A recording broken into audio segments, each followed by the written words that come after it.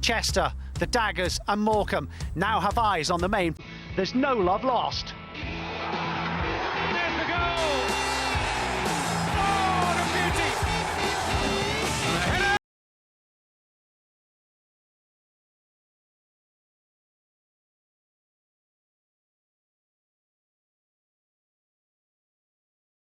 There's a chance here now for Watson, surely, yes! It's Penny versus Wright. It's Doncaster versus Chester. Something's got to give.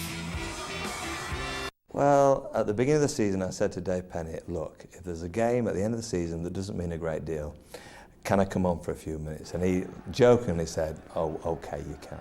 So I made him honour his agreement. It's something since a child. I always said, one day I will own Doncaster Rovers, one day I will play for Doncaster Rovers. I obviously thought my chance had gone, but my 2 or 3 minutes on the pitch were just wonderful. You're clearly a very successful businessman. You say you've put £4 million of your own money into the club. Now, people on the outside will say, well, he's either slightly insane or he really doesn't mind. Well, not really. I think it's a good business proposition. Doncaster Rovers used to play in the First Division when I first watched them, in front of very big crowds. And Doncaster is a town of 400,000 people, which is bigger than Blackburn, which is bigger than Barnsley, which is bigger than Middlesbrough, I think. All these teams have played in the Premier League. So I think it's a very good business proposition.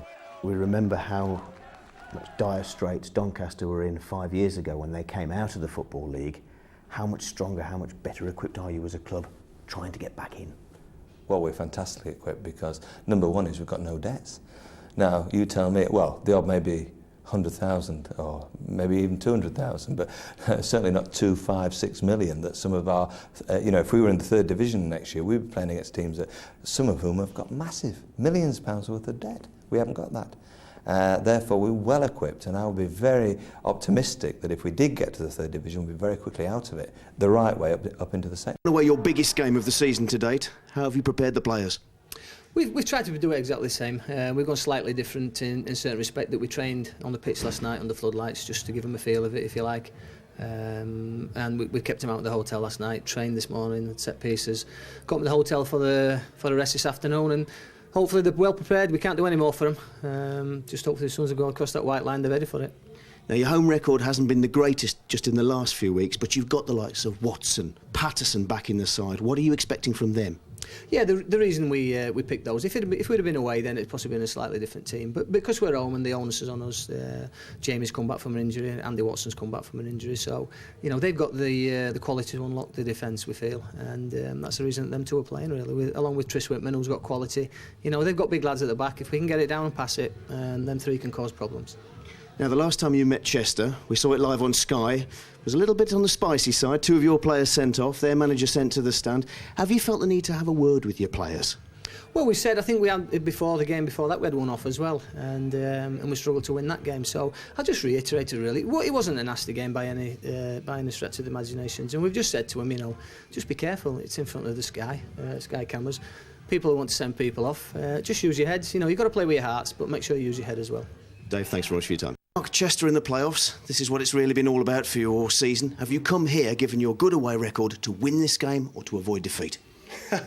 Everyone thinks because I was a defender that I just come away to defend, and we've only conceded 9 or 10 away from home, and I suppose the record suggests that we go away to draw or to shut up shop. That is not the case. We approach every game the same way.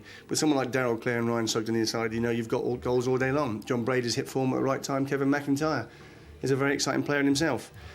We've come here, every game you approach, and be assured every game you approach, you have to approach to win.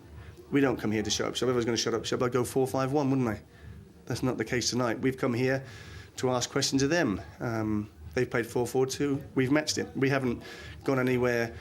When we played 3-5-2, we haven't really achieved too much against them. We haven't played well, but you've taken 4 points but not played well, and maybe exposed ourselves a couple of times. So we came here to be strong, most certainly. Don't like being weak and don't like leaving gaps, but if you look at it, we are a strong side. We're a big side. We're fit, we're athletic, and we're ready for the day.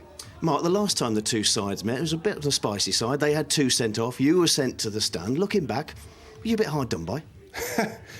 I thought the decisions to send their players off, or at least one of their players, was a bit harsh. One of their players come past and he's a bit bargy-bargy, and I just went, get on your way. It wasn't a kick, it just flicked at the ball. And at the end of the day, people overreact, and then all of a sudden the referee asked me, should I go and sit in the stand? And I said, yes, most certainly. I'm not about to fall out with referees time and time again. I've learnt my lesson. And you walk away. Tonight's game is going to be passionate. It's going to be a tough game. It's going to be... No one will pull out of tackles. You know, in the past, the games that we played in the past suggest that. We know that we're a strong side. We know they're a good side. Who knows? Football's a funny game, as they say. And, you know, just the best team win. And we know we're going to give 100% tonight. Mark, thanks very much for your time. Never a dull moment when these two meet. And this was a game that had just about everything.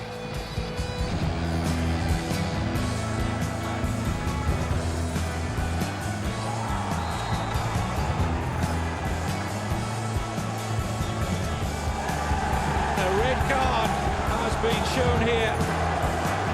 Doncaster Rovers are heading down to 9 men. Gets away from two challengers. Darrell Clare all the way. Good save. A little flick on, and there's the goal. Hit by Owen. Goodman's header. What a chance here. Oh, and it's wide. Oh, real flash there involving Mark Wright and Chris Beach. He's never too far away from controversy, Mark Wright. We'll have to sit out the remaining seconds in the stand. So it will be Chester City to get this match underway. And remember, of course, that this should have been at the Diva Stadium, the first leg of this semi-final. The reason that Doncaster having to play this match at home is because the second leg date, which will be Bank Holiday Monday next, coincides with horse racing at the horse track just opposite to this stadium, and it means that Doncaster Rovers cannot play the second leg here at home, which would have been their right by virtue of finishing third in the conference to Chester's fourth. Well, what do you expect early on, Clive? I think, as I said a little bit earlier, Kevin, I can feel that Doncaster, with the crowd behind them, and as you can hear them now in full voice, I would expect Doncaster to go at Chester. Chester probably just to sit in a little bit deeper, and this guy on the ball, Tristan Whitlam, lots of pace. Once he gets going, I think he can cause lots of problems. Also, he's in form as well. Both sides here this evening.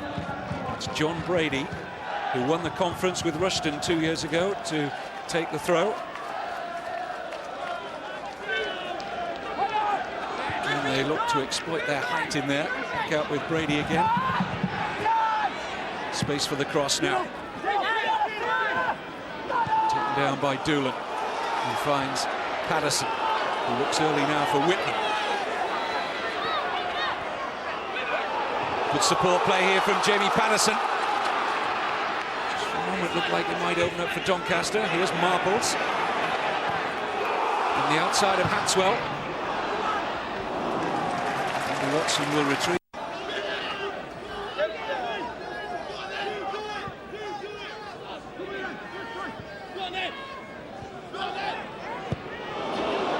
Slip there by Lundy Warrington.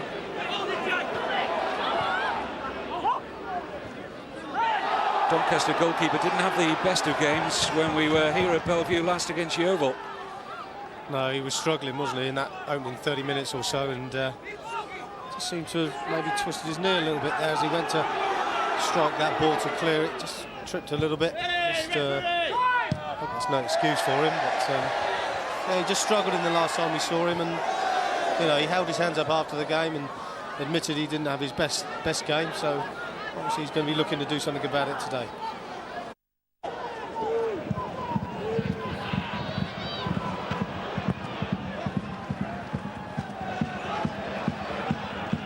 Here's Whitman. Oh, he's getting on the touch on from Barnes. As Clive was saying earlier, they really are going to have to watch Whitman's pace here. Doolan.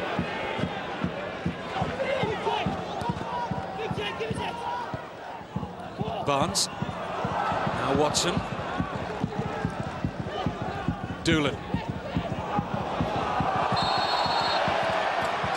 Foul on Doolan by Ben Davis.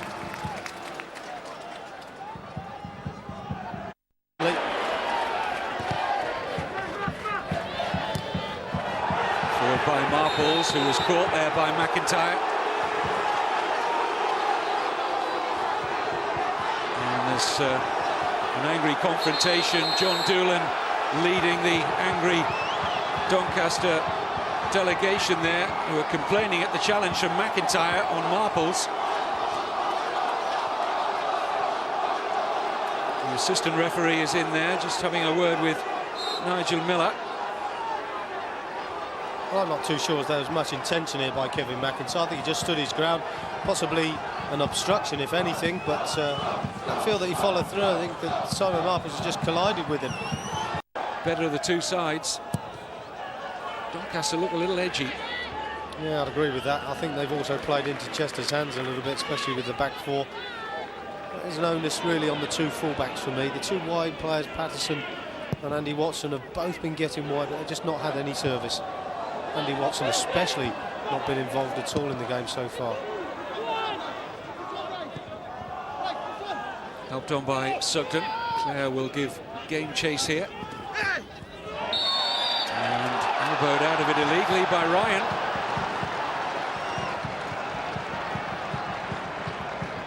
Not very much inquiry from the young man.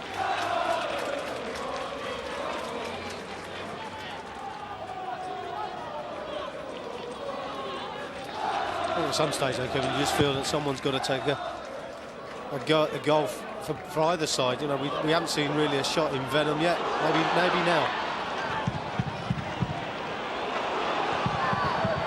Watson in by Beach, helped on by Whitman. Awkward header. And there we are, a paucity of attempts at goal in the opening 35 minutes. Not altogether surprising in many ways, given this is the first leg of a playoff. But the onus definitely on Doncaster. Amazing record, really. You know, they've scored only 28 goals in the conference at home this season, 45 away. I was talking to the manager, Dave Penny, yesterday, and he said, we get more space away from home, sides come here and shut up shop. You can't accuse Chester of doing that tonight, to be fair. They've taken the game to Doncaster in the main. And it's a decent ball in. Here's a real chance now. Goal! Kevin McIntyre.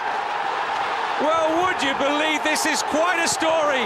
He had never scored for Chester up until last weekend when he got his first goal at Yeovil. And McIntyre in position A1 fires Chester into what could be a very important lead here. And what a wonderful finish it was. Ryan Sugden given room to cross the ball in. Darrell Clare holds it up superbly well. Finds that little bit of space and just dinks it into the area. Simon Marples not attacking the ball well enough. And there's Kevin McIntyre with a trusty left foot. Good strike, just that hit the target.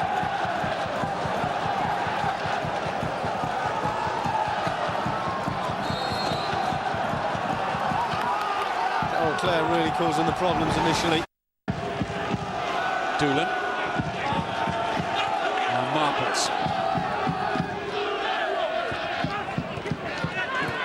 John Doolan again.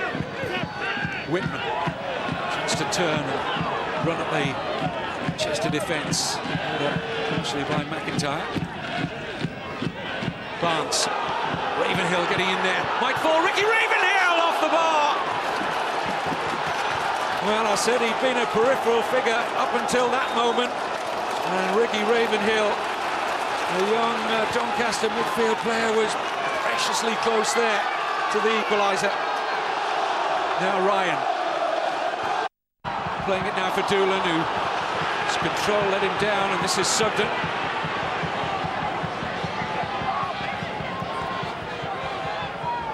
Breezes past the challenge of Doolan, but Foster's there doing the tidying up job for Doncaster Rovers. Was there a push there on Sugden? Yes, there was, by Steve Foster. Doolan. Whitman. Watson make a good angle run, trying to open up a little bit of space. Whitman trying to get it out of his feet, done brilliantly. Tris Whitman! Well, I think. Oh, well, he came deep a few moments ago, and again he gets the ball deep and gives him the chance to run at players. And he got himself stuck in a corner, but got out so well. And then the final Shot disappointingly pulled wide. That's where Doncaster were looking perhaps for a penalty when Paul Barnes went down. There was a possible trip on him, wasn't there? Paul Barnes going down and Ricky Ravenhill driving it against the crossbar. At half-time.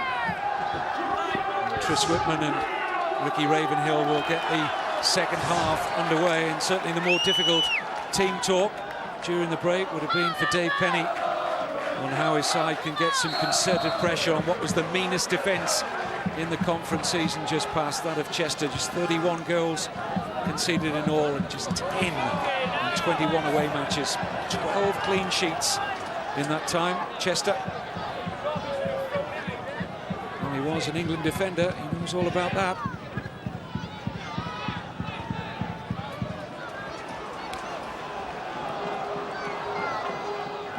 Marples.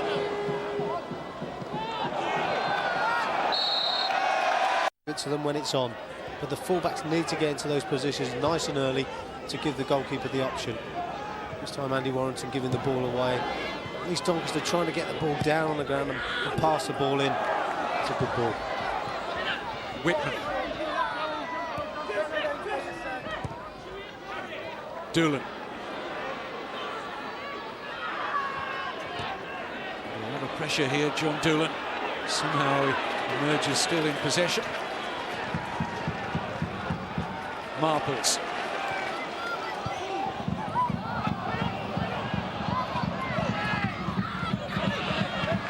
Barnes doing well against Hatswell. With a cross, just had the goalkeeper, Dwayne Brown, needing to adjust his feet and help it on its way for a corner. Semi-final. Darrell Clare. Beautiful turn, such a quick turner, Darrell Clare. And he found a little bit of space to deliver the shot, but couldn't find the target. Yeah, it was a deflected ball into his feet, but he creates space so well in there. Short backlift. This is better from Doncaster. Patterson. Now Marples with a cross. Nobody really attacking it. Guyot has got it out of harm's way for now. Barnes. Help it back in again, and Paul Green was arriving, which he's got an eye for. He scored 5 goals this season, Paul Green, the youngster. That's good play by Paul Barnes as well. Picked the ball up wide. Good change base. Knows what he's got to do. Just got.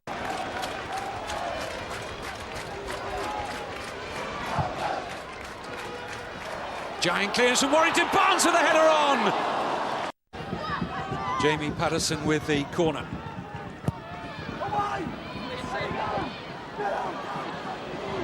Once again, the defending is relatively comfortable for Chester. It was an interesting ball in. Just feel that Dave Morley had gone to the far post, but ran centre goal, and I don't know why. He's a big guy. He's one-on-one at the far post. Jamie Patterson's tried to hit the far post, and Dave Morley's run centre goal. Mark Quayle's going to get a card here for being late and somewhat animated in the challenge. Oh, red card!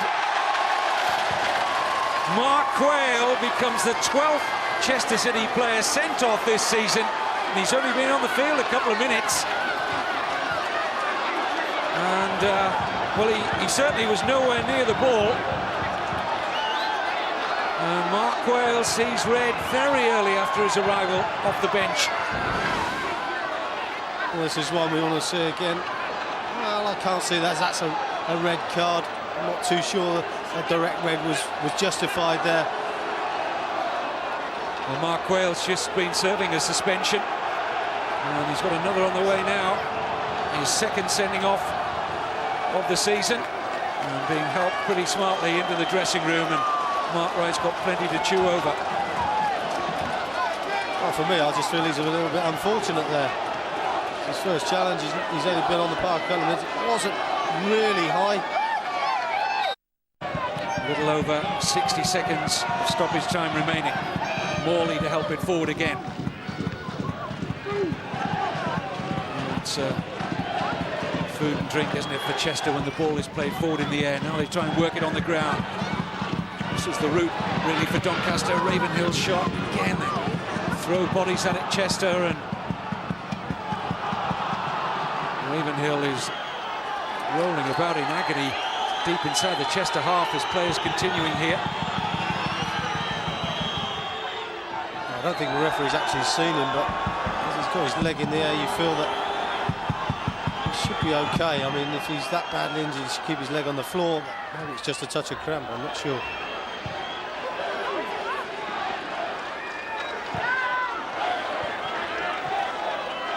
Ryan. Nobody's shown a great deal of sympathy to Ricky Ravenhill, and well, the circumstances mean that Doncaster have got to keep the ball in play. Ravenhill is still in a lot of trouble. He's on his feet at least, but barely. This is Morley. Patterson. This is better from Doncaster. It's Tris Whitman. Good effort! Oh, it's in! He may well have had a quiet second half, but he has scored what could be a very, very important equaliser. Virtually the last kick of the game, and Trisman Whitman scores his third goal in 4 games for Doncaster after largely sitting on the bench all season. He was highlighted by Dave Penny as one of the potential match winners. Well, he squared it up here. 1-1 at Bellevue. And what a fantastic finish it was. And again, what we said about passing for Doncaster, they've worked the ball well there, up to the front man, back to Tris Whitman, takes his one touch, gets it out of his feet. Wow, we saw it swerve, and Wayne Brown deceived by that as Tris Whitman drives it into the back of the net. What a great time to score. Well, what a moment. When that ball hit the back of the net in the 3rd minute of stoppage time, what exactly went through your mind? I was pleased we got it down and past it, to be fair. That was the only time during the game that we got it down and past it. But just, it just gives us something to go for in the second leg now. We fancy our chances away from home big time. That's probably killed them psychologically, us scoring in injury time. So obviously pleased just to get the goal and get a draw. You say that was the only time you got it down and past it. Why do you think that was?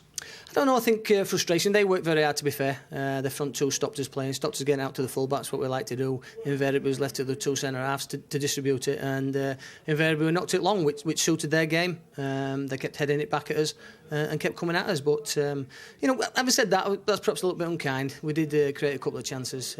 Tris dinked his way through and had a chance, and then Ricky Ravenhill hit the crossbar, so perhaps a little bit unkind. But we've emphasised all week, you've got to pass the football today. We haven't got the personnel to knock it long, and if we don't pass it, we struggle. And we passed it at times, and we looked a decent side. You did hit the crossbar late on in the first half, but you didn't really look as if you got going until they scored. No, sometimes you need that little spark. We love to get a goal early doors and get these fans behind us and see what we could do then, as the Dagenham game did when we got 5. It's just a matter of getting that goal and being a little bit patient. To be fair, the fans were patient and they kept behind us, and it was injury time when we get the goal. And to what extent does that give you the great impetus for the second leg? Oh, without a shadow of a doubt that the heads have been down if we hadn't got a goal. We're very much still in it, and we're more than capable of going there and getting a result. Thanks very much for your time. No problem. Disappointed are you with that at the end?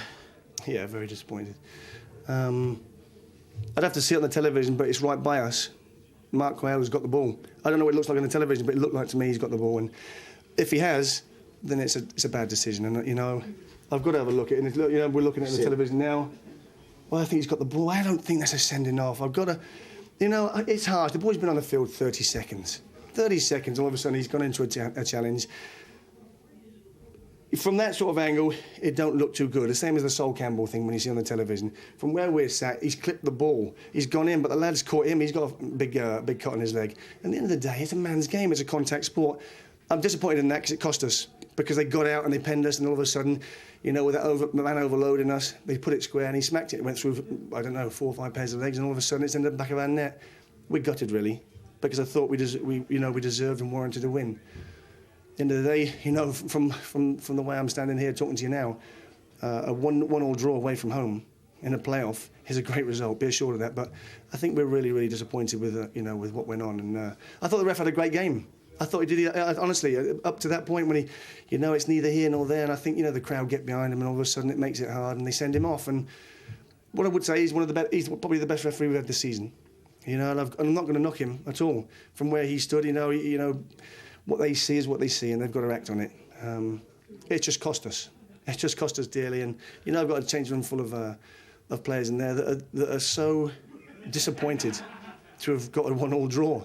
And that shows the character of the boys. And how hard to pick yourselves up now for that second leg? It's not hard. It's a great result. We've just told them it's a great, great result. Everything to play for. I mean, same as they've got everything to play for. We knew that these playoffs were going to be very, very tight anyway. But if we'd have said at the start of this campaign now that we'd have just gone into a playoff with Doncaster away from home, we've drawn 1-1. That's a fantastic result, be assured. And you know, as a manager, I'm happy, but at the same time, got to be a little bit disappointed because you look at it and you think, you know, so close. After they score, what is it, 30 seconds afterwards, the whistle blows and you think, yeah, but you know, it was really, really close. So disappointed, but live to fight another day. Thanks very much for your time.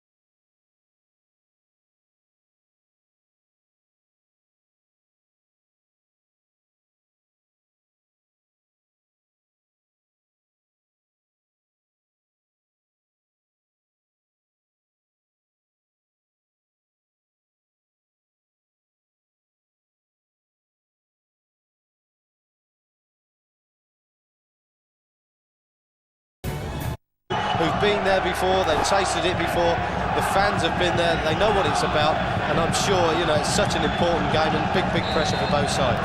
A season's work comes down to a one-off cup tie. Who will hold the nerve the better? This is Scott Kyatt.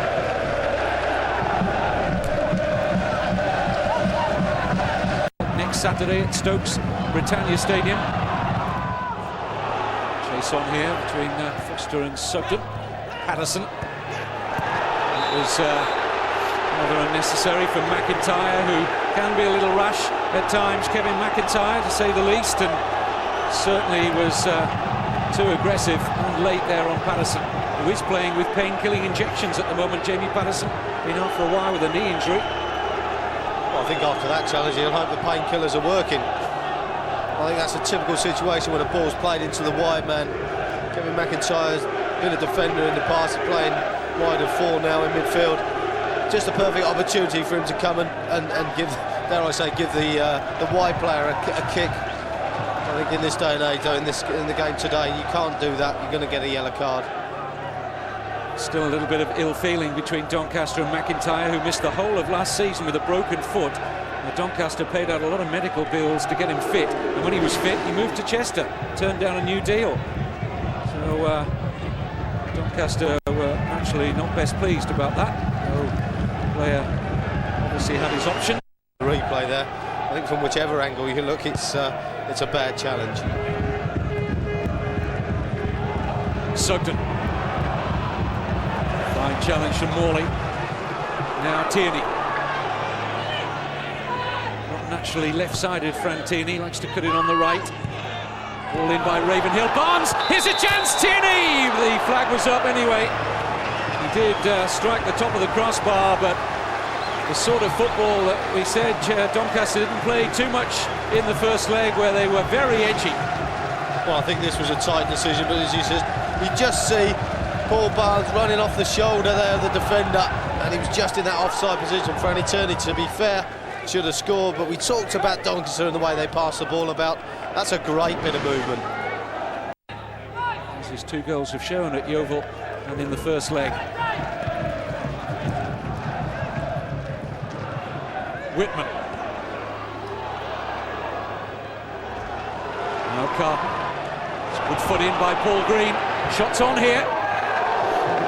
Not a bad try by the 20-year-old who has an eye for goal. Not been involved in the first 15 minutes. Always a dangerous player. When you feel he's in the box, it could be a goal. Mark right side beginning to settle to matters now. Brady's corner. Goes Collins. They'll break now for Green. Straight to McIntyre, who was caught there by Paul Green. Here's Darrell Clare though. Good advantage from referee Martin Atkinson. Very routine stop for Warrington. Sugden getting the better here of Beach. Promising from Ryan Sugden. It needed Steve Foster to get across. Progress for Ryan Sugden. Referee, I think, might be going to produce a yellow card here for Paul Green, I wonder, for that earlier challenge. Yeah, possibly. Yeah, we think. Yeah, he's going to get a yellow card. I think he was a little bit late. I don't think it was dangerous, but I think he's gone right through Kevin McIntyre and put him on the track. And I think the referee, it was actually the linesman who flagged for it. Here we see it again. I think Kevin McIntyre's tried to get out of the way. I don't think there was a great deal of contact. Paul Green can find himself a little bit unfortunate, but a great run by Ryan Sugden just after that. It took a wonderful challenge by Steve Foster to break it up.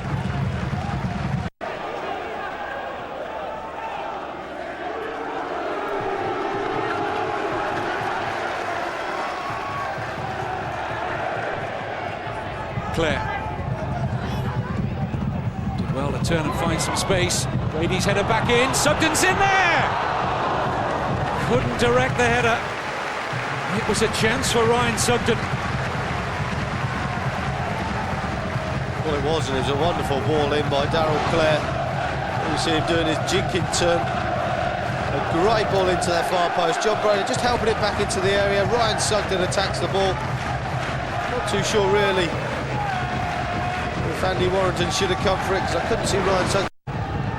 Real threat. See what the quality of service is like from McIntyre. The flick on and almost an own goal, and it's in. Wayne Hatswell opens the scoring for Chester City. Well, set pieces have been Chester's forte all season long. The big men were up, and Wayne Hatswell was there to gleefully tuck in the rebound, but a nightmare moment for Steve Foster. Yeah, I think it wasn't a bad ball into the near post. Steve Foster there really should have done better in getting it away. And Wayne Hatswell first on hand. A decent ball into the melee. Foster struggling to get it away off the post. Hatswell first to react. And we talked about Doncaster giving away free kicks in needless positions. Interception.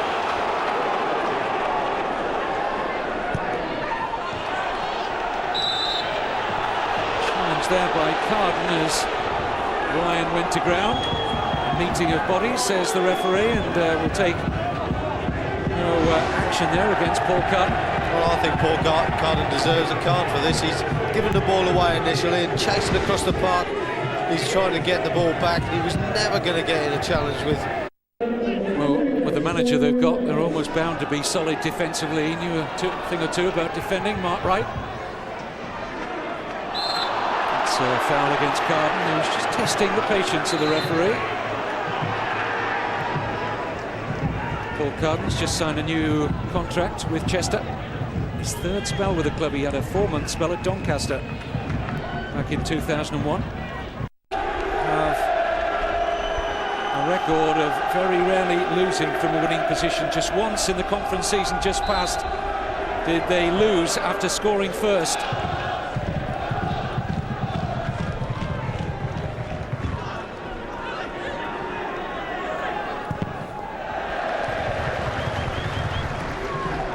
Barnes first to the header, flicks it on. Tris Whitman gets on the end of it, and Doncaster had about 2 or 3 minutes worth of pressure, which is what they need a little bit more of. John Brady. Well, they dig out a cross. Sugden with a header on. Darrell Clare's in there! Blocked by Warrington. Still Clare. Hacked away by Foster. And that was desperately close to 2-0 for Chester City. Darrell Clare. Turning Foster. Won't extend Warrington with that. Well, he's had a great chance here, hasn't he, Darrell Clare, as the ball bounces. A good little header from Ryan Sugden. He's just trying to flick it past Andy Warrington. And the goalkeeper makes a good save, using his legs there, spreading his body well.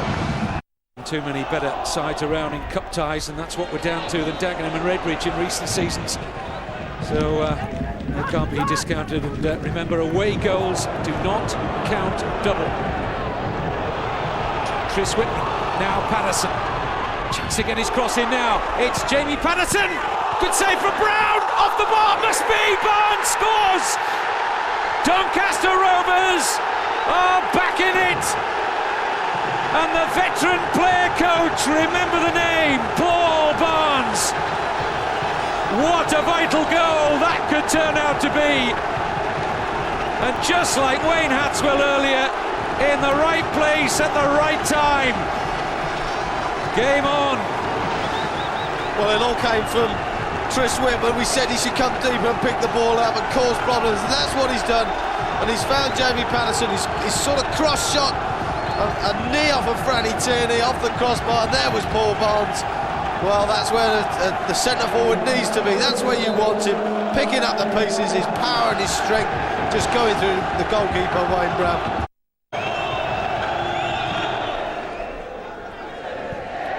Brady's a good one. Darrell Clare just stealing a march here on Tim Ryan. It's Darrell Clare. Perfect angles from goalkeeper Andy Warrington. A good little touch in by John Brady. Darrell Clare not quite got the pace to get past Tim Ryan. Comes back inside on his practice. These two can't be split either. Cameron down for Brady. Teasing one for the goalkeeper, and he decided to stay at home. Warrington, it was Kevin McIntyre's floating header wide. It's a difficult decision for the goalkeeper whether to come or not. Yeah, I think he started to come. Dave Cameron doing very well. Finds John Brady, who digs out across, just curling away from Andy Warrington. He started to come, then held his ground. Brady takes out another good cross. Darrell Clare. All his own work, denied by Warrington, and still it wouldn't quite fall for Darrell Clare. But his smart turn deserved a better reward there. And a good ball in, and he gets it into his feet. You just think when he gets in there, Darrell Clare, he's going to create something. A great save by Andy Warrington going down. Good job now. Here's a chance for Doncaster. It's 3-on-3 momentarily here. Blundell picks out Patterson, peels for handball against Hatswell. No decision in favour of Doncaster. Cameron. In by Brady. McIntyre climbing, it'll fall for Dave Cameron. Oh, great save by Andy Warrington. That is a big, big save from the Doncaster goalkeeper to deny Cameron. Well, this is a good cross as well as it comes in, just hanging in the air. well attacked at the far post. Dave Cameron first to the bounce, just toe-ended it towards the goal. Andy Warrington with a fantastic right-handed save.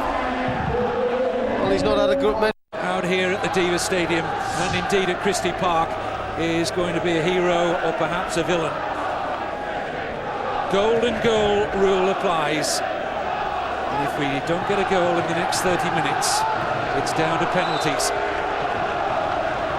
I think this is where the crowds can help. Both sets of fans can help their team, because there's some tired legs out there now. And they need to be driven on by their fans.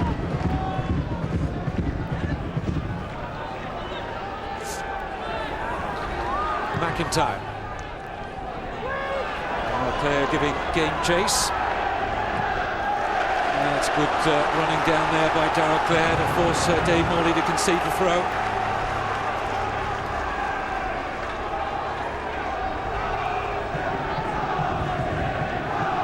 Carden. McIntyre. Oh, that's a reckless challenge. Really didn't need to commit himself there, Jason Blunt. Well, just as we said before, they don't want to be giving silly free kicks away. Jason Blunt flying in the challenge, missed time in the tackle, gives away the free kick. Opportunity for John Brady and the big guys from Chester to come forward.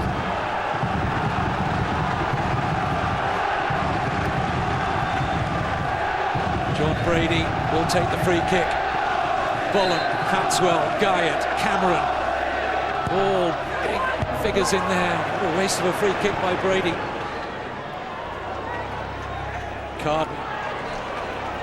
Aggressive play from the Chester skipper. Helped forward by Collins. Green. Carden penalised this time. Wouldn't be at all surprised if the ball is like the proverbial hot potato for the duration, however long we get into extra time. As I said earlier, nobody will want to make a mistake. Who will take the initiative? I just wonder if it's set up for the likes of Tristram Whitman for Doncaster or Darrell Clare for Chester. Two players with that little bit of quality that could produce on the day. Ryan. It's a good turn by Whitman. Gets in between two, Tris Whitman. Punching challenge by Carden, but the possession still good here for Doncaster. Green. Ryan. Opens it out for Jason Blunt. Good movement here from Barnes. Away by Collins. Got a little lucky there, Danny Collins. Here's Ryan. Thinks about the shot, drives it in! And full stretch to his left. Wayne Brown, oh, I bet his heart was beating there, the goalkeeper. Yeah, Tim Ryan taking a couple of touches, advancing on the goal. He's hit the target, he's hit it well. Just feel not quite enough power to beat Wayne Brown from that distance. It's a good opening start for Doncaster in this extra time. Do you know, it's funny, we've talked about the away goal rule not applying in these playoffs, and it wouldn't have done the way both legs went. It wouldn't have applied at all. Would have gone to extra time. It's golden goal now, here and at Christie Park. Morecambe and Dagenham 2-1 over the 90 minutes over their two legs. And of course, these two won apiece in their respective games.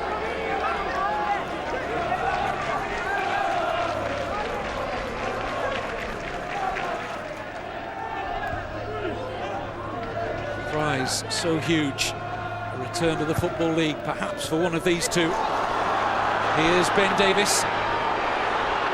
Jinking little run from Davis. Support arriving from McIntyre. No free kick. It's pretty adjacent to the penalty area as well, and Jason Blunt kept calm on that occasion. Yeah, Kevin McIntyre doing that. He'll run the same run that he did a few moments ago when he got his free kick. This time Jason Blunt, well, he's almost run into Jason Blunt this time. I think the referee feels he's giving the Doncaster defender the benefit of the doubt. Kevin McIntyre, nice and positive when he gets in that sort of area. fact that he's moved further forward, Kevin, has helped him tremendously in the games we've seen. It suits him better.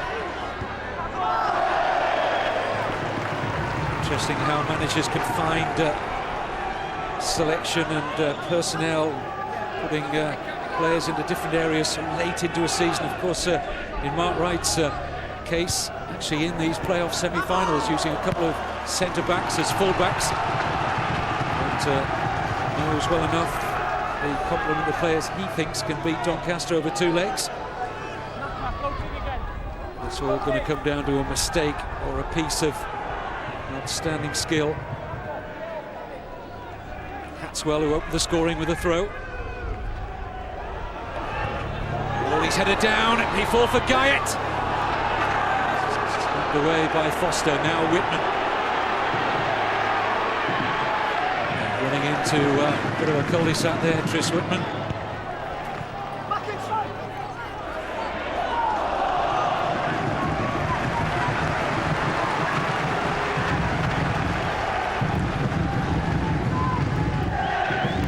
Well, in many ways, I hope it doesn't come down to a penalty shootout. I wouldn't like to see either side lose their potential place in the Football League via penalties. Never a nice way to lose it. Of course, it would be extremely exciting. You take the point, Clive, after a long, hard season. Yeah, I think so. I think it's a shame. It's got to come. It might come down to that. At the end of the day, it's all about a piece of skill on the day as well, which penalties are, and it's under pressure, which players will be under. Talking of under pressure. Well, it is. You know, fans feel for the players as well. You know, they know the players have given everything all season, and they can probably think as well that the penalties are going to be inevitable if no one scores. So they know what sort of pressure the players will be under in that situation. But it's part of the game. It's the way it is, and until somebody comes up with something different, that's the way we finish it. Forward by Ravenhill. It's just getting well turned here.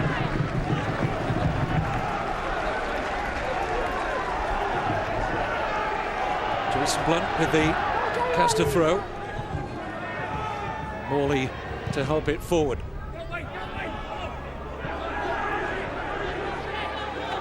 That's a corner. Yeah, Danny Collins was just letting the ball drift out of play there, but it was definitely a corner. I think he felt it was going to be a goal kick. The referee close on hand. Oh, their hands clasped into a higher office for a little bit of extra help. One or two of the Doncaster fans, as they have got all but 2 outfield players and Andy Warrington back. And everybody else is just about in there for Jamie Patterson's corner. Golden goal will win it. And Doncaster have another corner. Hatswell, just for a moment, couldn't have been sure where that header was flying. There's a good flighted free kick in. Corner kick in by Jamie Patterson. Difficult to defend when it's a good ball.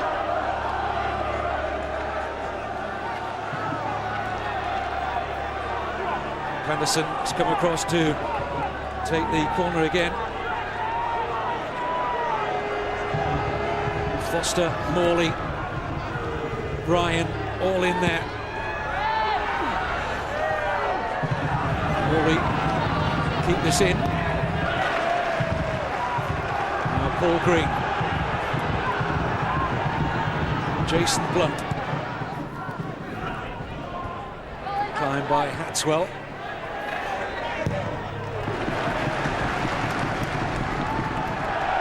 Mistake by Blunt.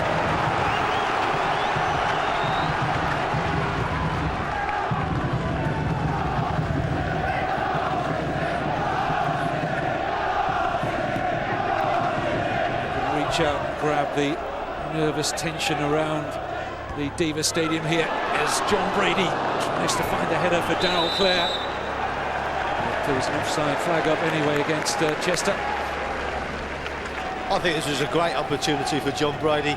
I think he could have brought this down and had a shot. He's trying to play Darrell Clare in. He was obviously standing in an offside position. I think he would have been a little bit more selfish there, John Brady. Great opportunity to score. I think he was right along the same lines as you there, Clive. He was bemoaning his anxious touch there. Understandable in the circumstances.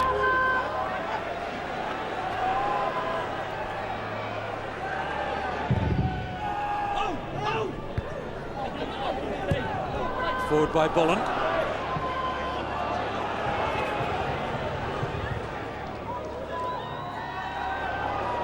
Morley.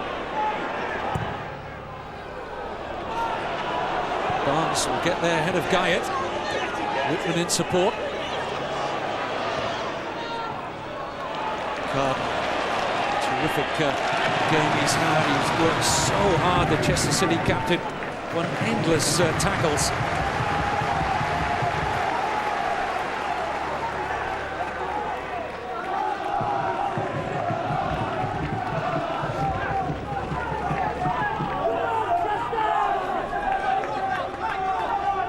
Certainly a candidate for the man of the match, Paul Carden. Foul against Cameron. Well, it's been a good tussle in that midfield area. All four of the centre midfield players for both sides. Paul Carden been one of them. Ravenhill and Green. Ben Davies has had his part to play as well.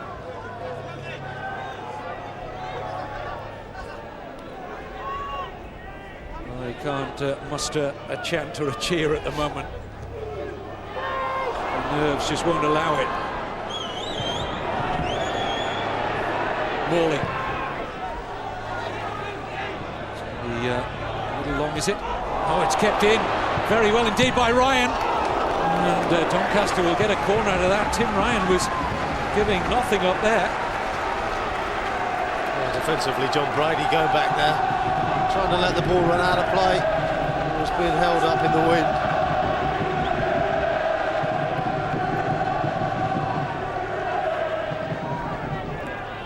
Jamie Patterson to take another Doncaster corner. Is this Doncaster's moment?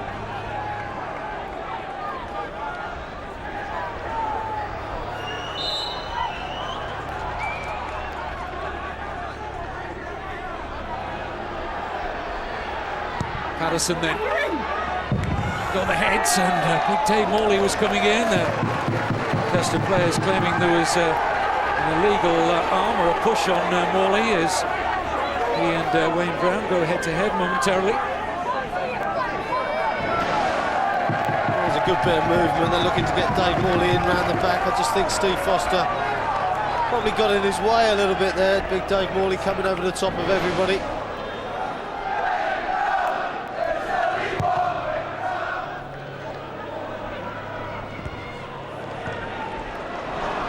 McIntyre.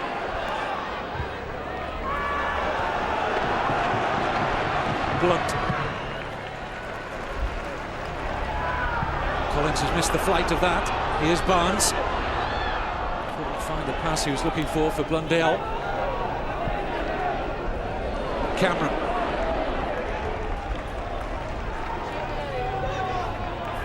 McIntyre.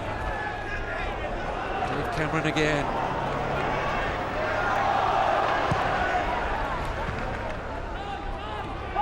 It was always going to be tense, the 30 minutes of extra time. Nobody wants to dwell on the ball too long here. Not too many 3 and 4 touches here. Everybody wants rid. Here's Blunt. There's the contact there from McIntyre. Doncaster inquired of the referee.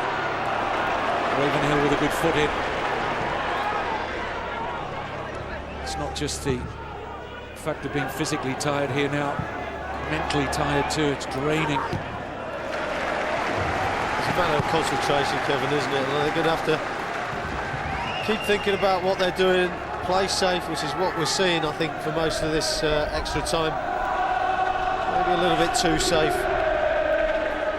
And we'll have the inevitable penalties. Patterson, can he dig out a decent cross? Guyatt in the firm header clear. Heading towards half-time in extra time. There's been no further goals at Christie Park, by the way. Still 2-1 for Morecambe on the day, 3-3 on aggregate between Morecambe and Dagenham and Redbridge.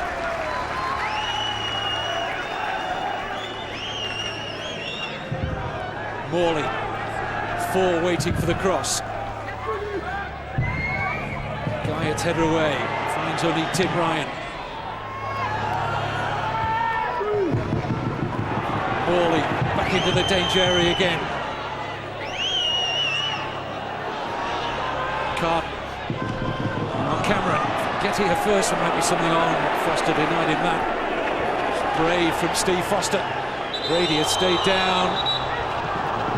Well, there's a head injury, and Martin Atkinson deeming to stop the play quickly. There's John Brady challenged with Steve Foster. Yeah, very brave challenge by the two players, both going in. Steve Foster winning the header, but head-butting, well, it looks like. Foot up from John Brady. I think he's just trying to protect himself, and he's come off the worst. Just wonder if the referee could have played on. I think Doncaster in a great attacking position. I know it's a head injury. I think he was very close to John Brady, could have seen how he was.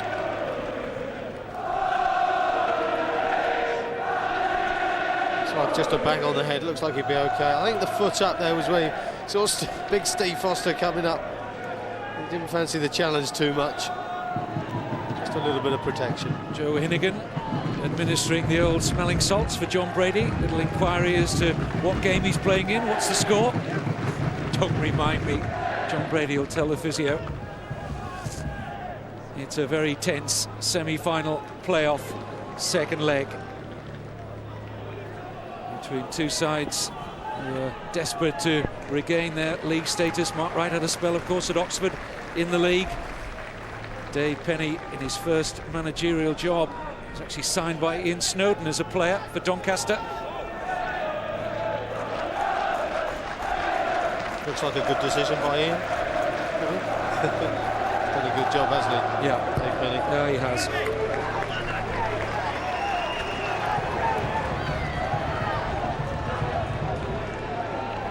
Morley.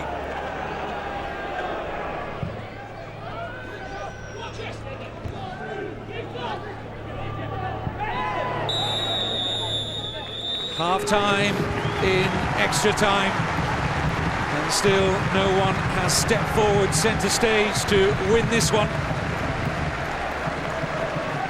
Both goalkeepers will be thinking during the second half of extra time, Andy Warrington and Wayne Brown, whether they are going to have to endure. I think in many ways it's somewhat easier for the goalkeepers, Clive, if we do get the penalties, because, well, you expect players to step up and score despite the high stakes and the tense atmosphere, all the pressure on the penalty takers. But anyway, 15 minutes of extra time, who's your money on?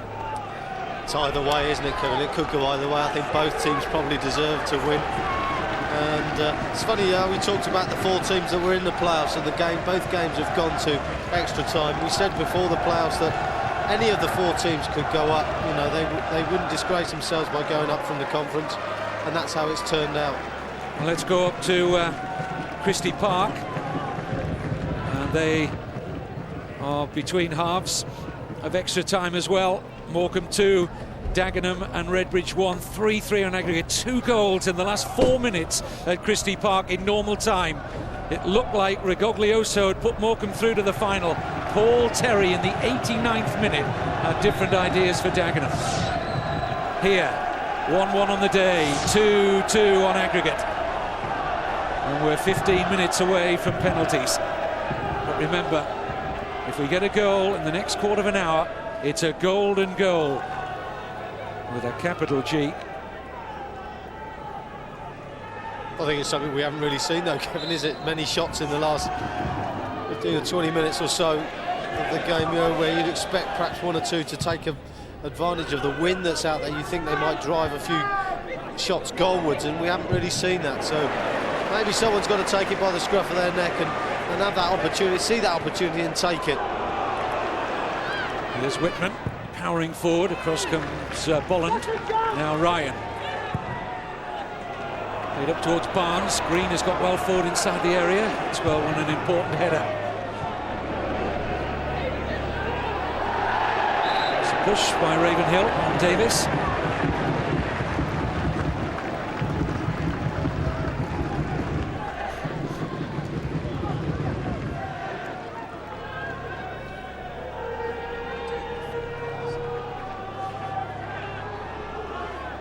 Carden with the free kick.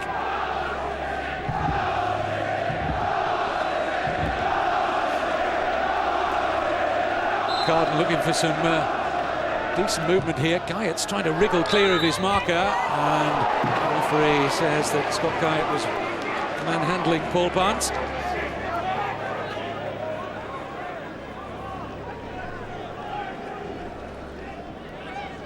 Large intake of breath from all and sundry, so we wonder what the next few minutes has in store.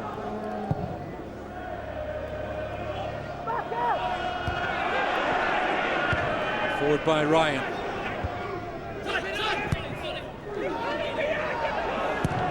Carden helping it forward, and Cameron making a positive run here. Foster always had the advantage on Dave Cameron.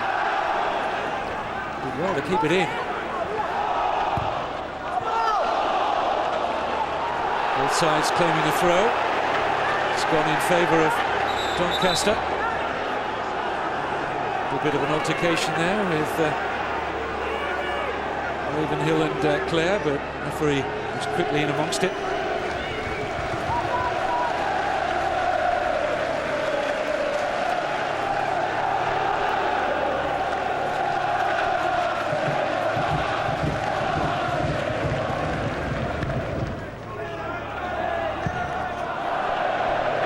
Aimless ball from Hatswell gives possession back to Doncaster, and Tim Ryan with the throw.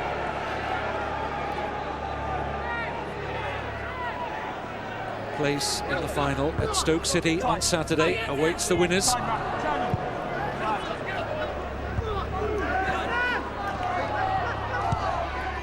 at one stage the advantage was with Chester and Dagenham, but Morecambe and Doncaster came from behind to square it all up in both the semi-finals.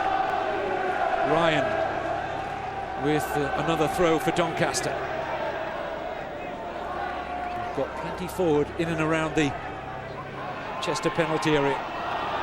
Eventually Ryan is going to provide the throw here for Whitman. Helped in towards Blundell. Good header under pressure from Hatswell. Here's McIntyre.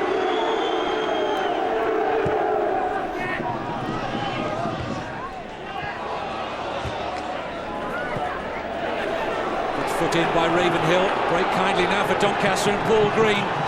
Barnes making an intelligent run into space. Got Jason Blunt in behind him if he needs him. Here is Blunt. Adele shaping for the volley, and it wasn't there. Denied by the head of Scott Guyatt. Again, good defending by the Chester fullbacks. Good header by Scott Guyatt. In a good position there. It's Doncaster enjoying a good spell in Chester territory. Good reverse pass. Mundell goes down. No penalty. He wasn't even tempted there. Martin Atkinson, the referee. No, and I think he's got it right as well. I didn't see a penalty there myself. Just as Tris Whitman just turns the ball in, I just think Greg Blundell a little bit slow to react. Scott Guyatt comes in. What we did have, though, was a potential handball in normal time for Wayne Hatswell inside his own penalty area. Chester got away with that.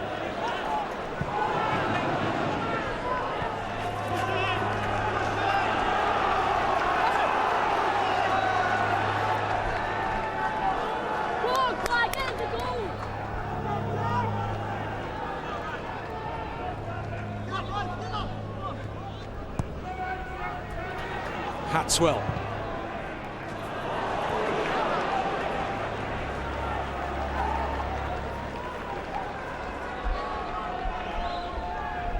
Under 10 minutes to go. Just in case you've joined us very late on a tense afternoon at the Diva Stadium, a golden goal in the next 10 minutes would mean that we wouldn't go to penalties.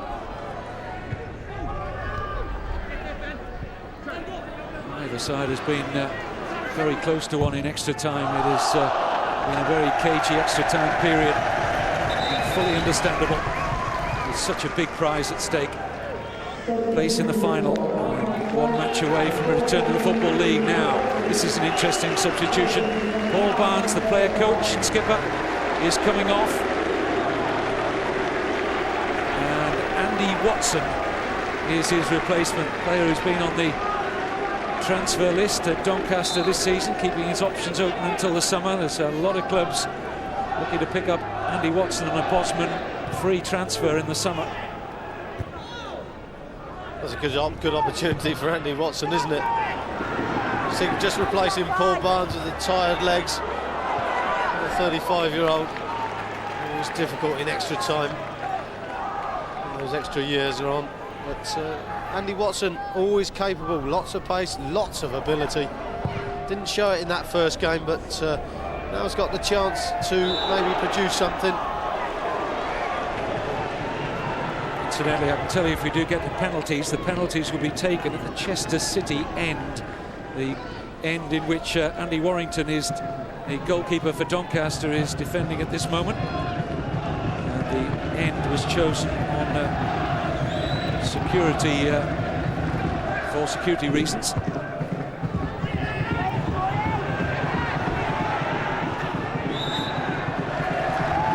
Free kick for Chester.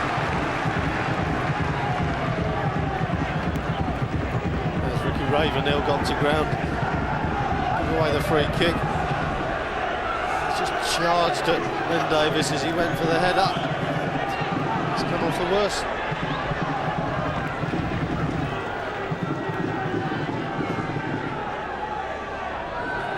This is a time when the Doncaster defenders have to keep their concentration. A few seconds being lapsed here while Ravenhill gets a little bit of attention.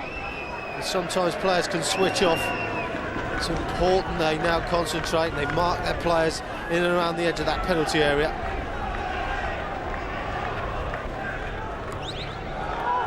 Kevin McIntyre on the ball. I'm sure he's going to swing it in goalwards towards Andy Warrington. Those Chester fans right behind their team at the moment. Barry Windle, some long attention to Ricky Ravenhill. Drags his tired body and gets back to do his share of the defending from Kevin McIntyre's free kick. Decent one in, Cameron was climbing. Miraculously kept in by Brady. Well, there's a breakout here now for Doncaster. Chester had sent so many players forward. Here's Andy Watson. Whitman making a good run inside of him. It's Tris Whitman. What an important foot in that was from Danny Collins.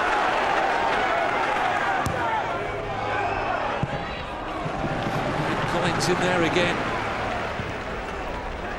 Wind has kept it in. Doncaster still with the initiative here. Patterson loses out though to Carden.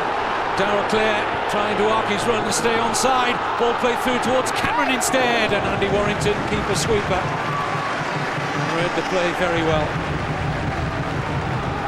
There's a great opportunity for Doncaster to do a break there from the edge of their own penalty area, and the players forward. They just seem to run out of ideas.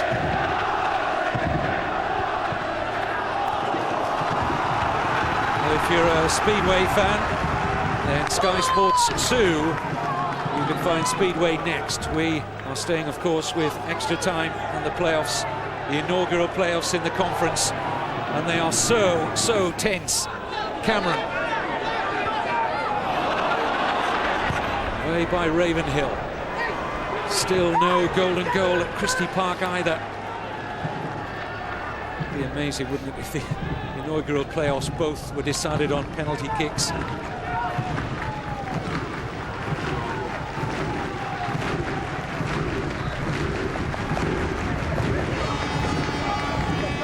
Brady.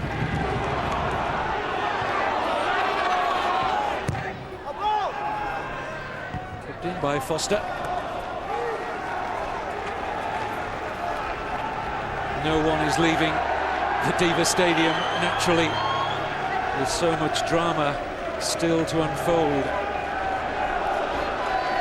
Doncaster 5 years out of the Football League, Chester 3 years since they lost their status. The other two never been in the Football League before. Dagenham was so close last season. Mark Wright, well, they were heading for the Unibond League when he took over. What a job he's done to get within touching distance of the league now. Cameron and Ryan, well, that's all a bit of nonsense. Get the handbags out, boys. Yeah, Dave Cameron twice the size of Tim Ryan. Stands up to him. Tim Ryan deciding to fall over, and I don't blame him. Chester fans willing their side to a golden goal here. Well, the atmosphere building up brilliantly towards the end of this game. Both sets of fans being involved in that. In by Brady. Free kick. All anti-climax as far as Chester are concerned. A little shake of the head there from Bolland. Well, they're all in there, the players, aren't they? From both teams, they're all in there, but all in there standing. As the ball comes in, they're all standing, all holding each other, all pushing and shoving. I don't know why someone doesn't run round the back and take a run at the free kick. Body language of the fans, always the same, isn't it, when you get to this business end of the season, and they're going through agony. Well, it doesn't matter what league you're in, Kevin, does it? Whether you're at the top or the bottom, if you're in this tense situation, fans always react the same. Lovely to see. Cameron looks for Darrell Clare, but Morley's there first. Ravenhill. Now Andy Watson. Look to run Scott Guyatt here. First opportunity to do so since he came off the bench, and it's a poor cross in the end from Watson, who was interesting Sunderland and Stockport County last season. Actually went up to Sunderland on trial. Did very well, I understand. That's disappointing, isn't it, Andy Watson? Mark Quayle is going to come on for Chester. One of the potential penalty kick takers, perhaps. And of course, he was at a hearing on Friday in the Midlands as John Brady makes way. Mark Quayle, who was sent off harshly, it turned out, in the first leg. But although the red card stood, the punishment was none. So why didn't they just take away the red card? Didn't quite understand that, but nevertheless, he was available for today, and rightly so. What a story if he goes on to score the winning penalty. Davis.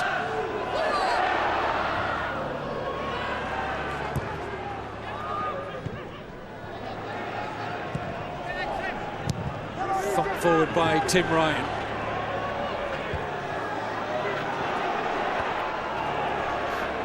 Here's Green. Now Blunt.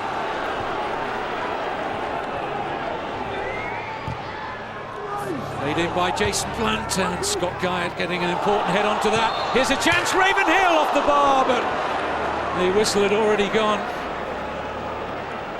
Handball, I think, against Ricky Ravenhill, who hit the crossbar in the first leg last Thursday. Well, I was just watching Ricky Ravenhill as the cross went in. I just felt he's a little bit slow in getting onto the second ball. And he had to use his hand just to put it into his own path. What a great strike. What a good goal that would have been if that had gone in the back of the net.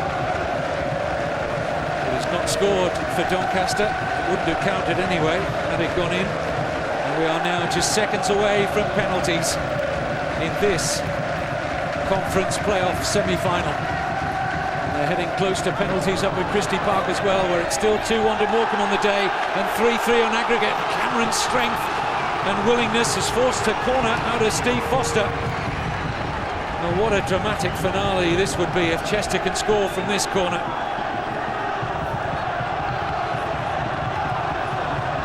Kevin McIntyre gets across to take. It's time for Kevin McIntyre to get one just inch perfect. Timing of the runs have got to be spot on as well. Tension is almost unbearable here. So many big men in there for Chester. Good flight by McIntyre, and Warrington Just lost it for a moment. But it'll be a goal kick to Doncaster Rovers. Just a nervy moment there for the goalkeeper, wasn't there? But this could well be, from Andy Warrington, the last kick of the match before we have penalty kicks, because we are now beyond the 30 minutes of extra time. As if they haven't gone through enough already, they're about to go through the mill some more.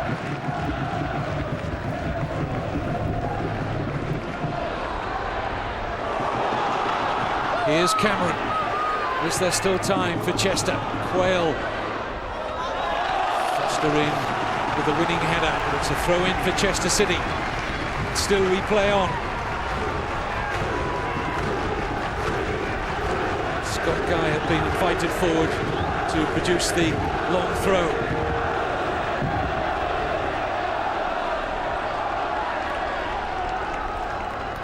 Cameron positioned for Guyot's throw. It's literally just be seconds remaining now. In by Quayle, but sails harmlessly beyond Andy Warrington's goal. Well, you played in playoffs, as I said earlier, Clive. I don't think you ever went down to penalties, did you? No, I didn't. No, thankfully, Kevin. I think it's one of those, because you never. Well, you are expected to score, and both managers there, you know, probably wanted it to be finished one way or another on the park, but they'll take the penalties. But you are expected to score as a penalty taker, but it's 50-50. And Jamie Patterson is stepping forward to take the first penalty of the shootout. The man who's played through both semi-finals with pain-killing injections, Jamie Patterson, lasted the pace extremely well, I have to say, after a dozen matches out prior to the playoffs. Little nod to the referee who says wait for the whistle.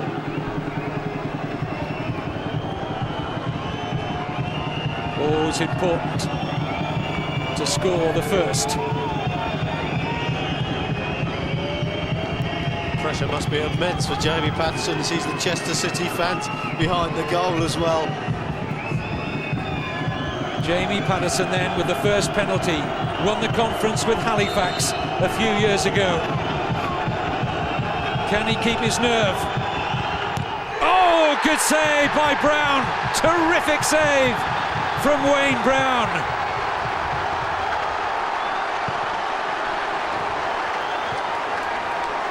Well, he's just not put enough power into it as he just siphoned it. Wayne Brown deciding to go to his right, makes the save quite comfortable in the end. I just think that Jamie Patterson there, when you're the first one on this, I think it's always nice just to put some power behind it. He's gone for the placement. And if the goalkeeper decides to go the right way, they usually save it. Darrell Clare, one of the great heroes of Boston's Conference Championship last season, the leading scorer last season in the conference, a free scorer with Chester this season. Oh, and he can't beat Warrington. Goalkeepers firmly on top so far. Well, it's unbelievable, isn't it? Darrell Clare doing exactly the same as Jamie Patterson. Going for position. I mean, that's an easy save for Andy Warrington. Although they say there's no easy saves in penalty shootouts, but I'm sure both goalkeepers will be happy with that comfortable saving, no matter what happens now. Greg Blundell scored on his debut after a delayed debut for Doncaster, and he scores now right down the middle and firm from the former Northwich player, and that will prove a big signing for Dave Penny if that proves decisive. Well, as I said a few moments ago, I'd like to have seen a bit of power from the first two takers. Greg Blundell making short, driving it into the roof of the net. Mark Quayle, who was eligible for this playoff second leg after a hastily convened disciplinary hearing on Friday in the Midlands after his sending off in the first leg. On loan still from Nuneaton, Mark Quayle levels it up.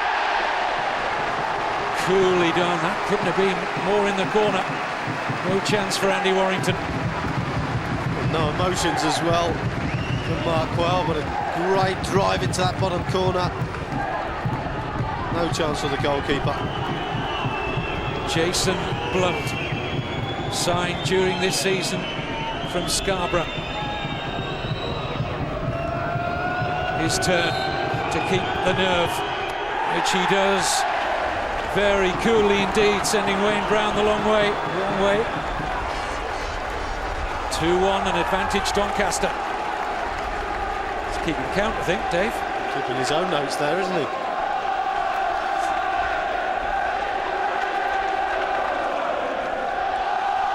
Mark Wright, he's got his family down there in the dugout. Ben Davis ties it up at 2-2. And after the initial misses, we've now got some very cool penalties being delivered here now. It's a good finish by Ben Davis. Andy Warrington probably going down to ground a little bit too early there, making his mind up for him, sending the goalkeeper the wrong way. Come on, out from behind the settee now. You've spent long enough there. Mark Wright, well, he's trying to keep cool down there. He's trying to encourage his youngster there. And Dave Morley, with very little run-up, makes it 3-2, and now we really are at the sharp end of the penalty shootout. 2 more left for Chester. Just 1 more for Doncaster, perhaps. Pressure now on every Chester penalty taker. Kevin McIntyre, ex-Doncaster. He keeps his cool.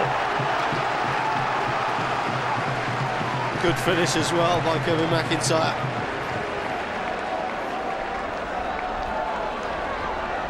Well, look at the smile from Mark Wright, but he knows well. Nobody needs to tell him it's been a long, hard season, and it's down to this.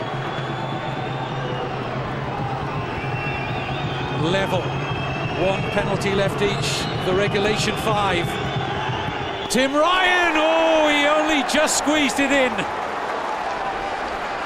Wayne Brown got a hand, but not a strong enough hand.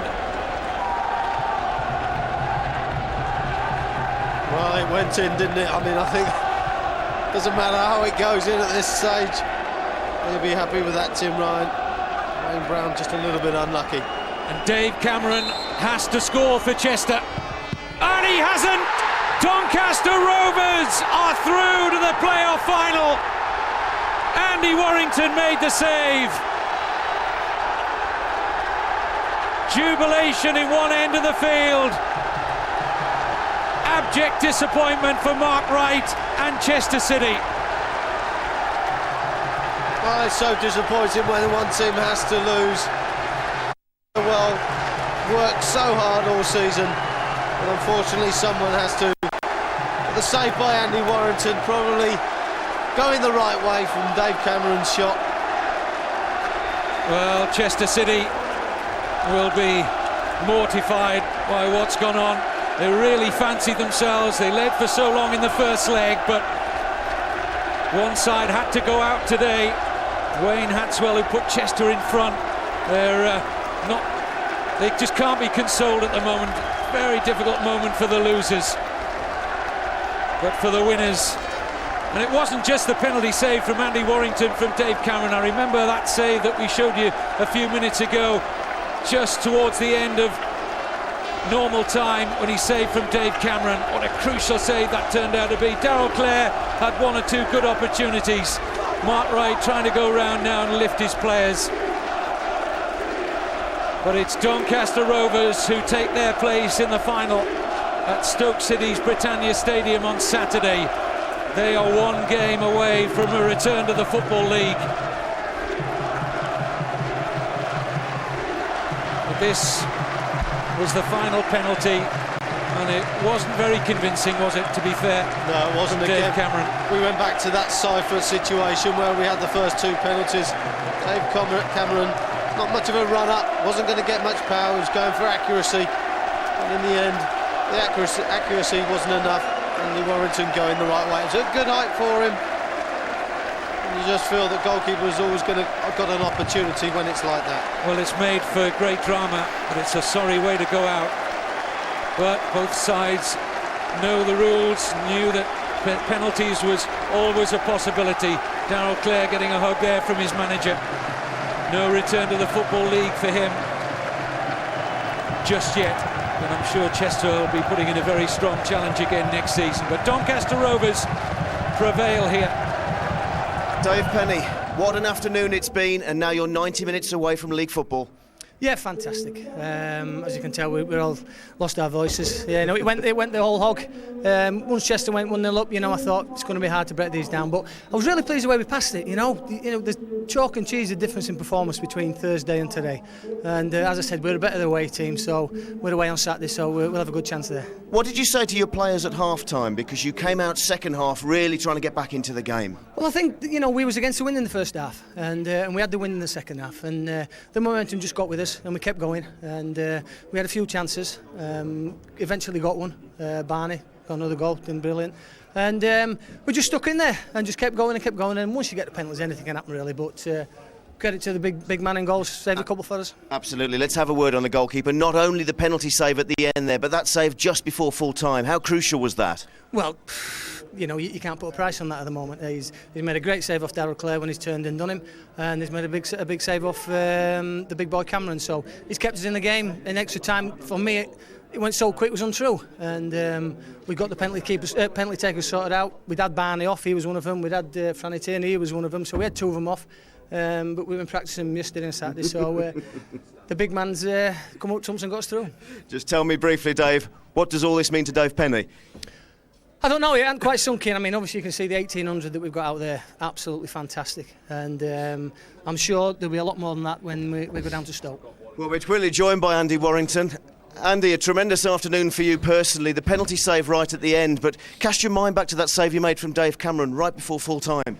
Yeah, I didn't know much about it. He just turned, he had a shot, he just swung his leg at it, and I managed to get half a step and spring and just get a little touch wide.